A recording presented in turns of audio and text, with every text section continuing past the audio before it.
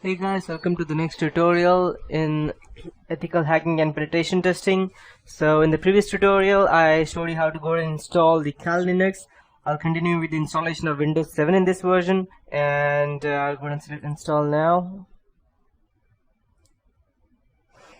And by the time it gets installed, I'll also go and show you some specific things as to what okay, so before I proceed, we have it over here. I'll be installing the 32-bit file, and let's use Ultimate. It has everything. Windows 7 Ultimate activated, 32-bit, perfect. And yes, I accept. Advanced, and yes, perfect, next.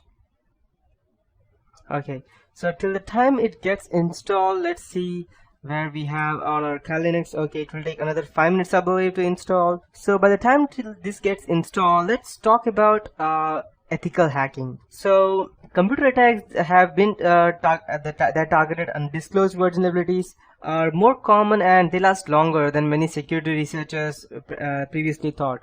So there is something called as zero-day attack nowadays, which has become more popular. The typical zero-day attack, by definition, says that it exploits software flaws before they are publicly disclosed. That means it lasts on an average of around let's say 300 days, with some lasting as 2.5 years as well. So zero-day attacks are meaner, and they are more rampant than you can ever think of.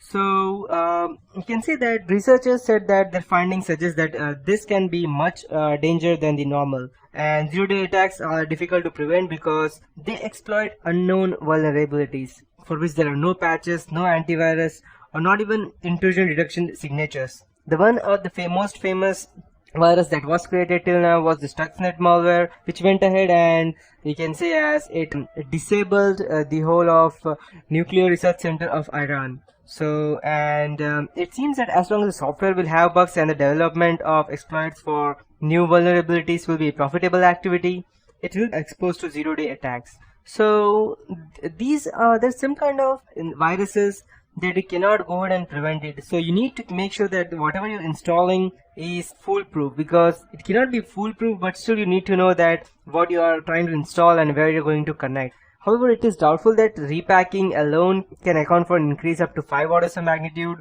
but still more likely this increase in result of extensive use of virus be proven that there are exploits in other malware as well. That means you can still go ahead and exploit a virus as well. So it is important to bear in mind before learning ethical hacking that attackers break into systems for various purposes. Therefore, it is important to comprehend how malicious hackers exploit systems and the probable reasons behind the attack. So if you know what you're doing, it's fine, but there are some people who don't know what they're doing, so it will be very hard for you to go and actually trace them.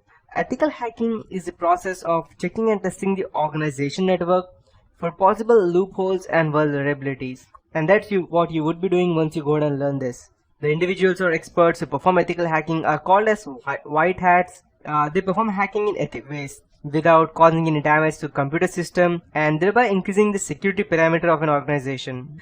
There are different types of hackers, some called as white hats, black hats, and there are even grey hat hackers. White hats are the people who do it for good. Black hats, obviously you must have guessed it right, that yes, they are the bad guys, and there are some people called as grey hat hackers. They can be called as hacktivists as well, or something like that. So we would be thinking in this tutorial as to how a black hat goes ahead and hacks into system, and the same way we would be using.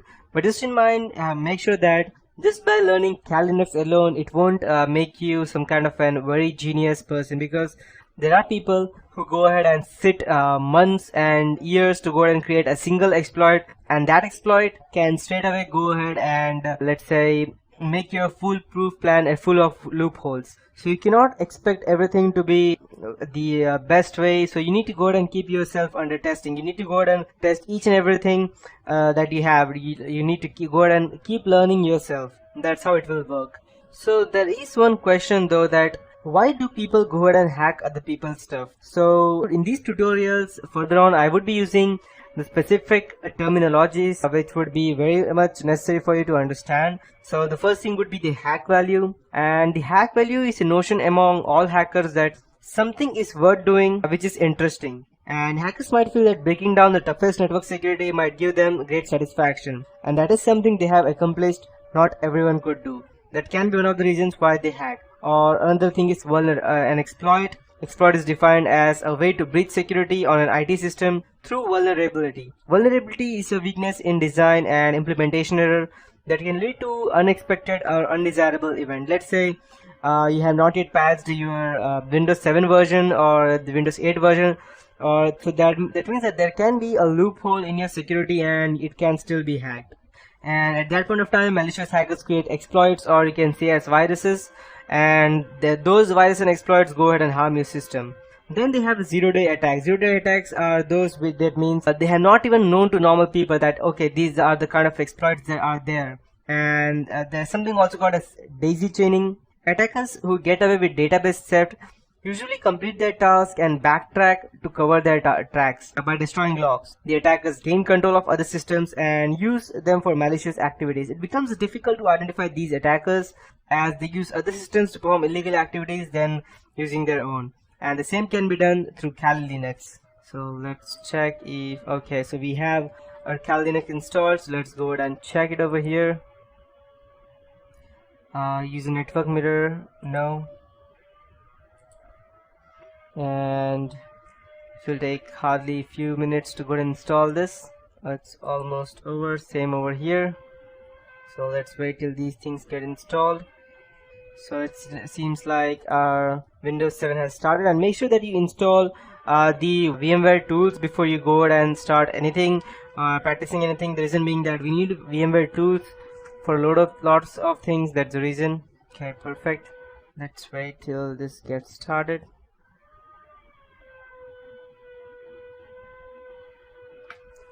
Seems like Windows 7 has started. Where are we on Kali Linux? It's still trying to configure the package manager.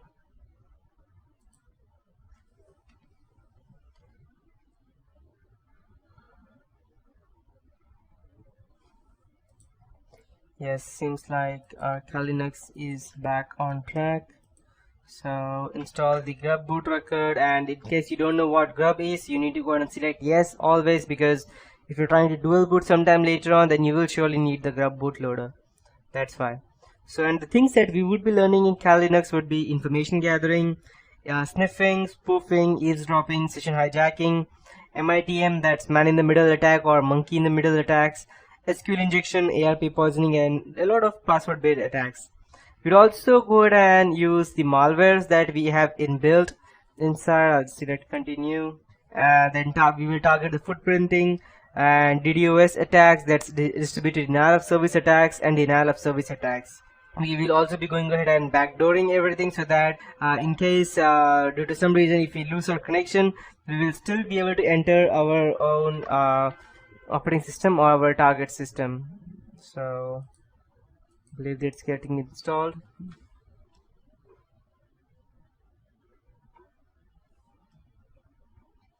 So let's check. Perfect.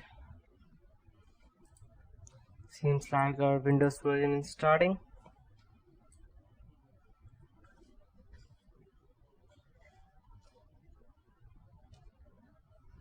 Okay, perfect. So this is how we can go and install the operating systems. So that is it for this tutorial, and in the next tutorial I'll be going and letting you know as to how we can go ahead and start them and configure them.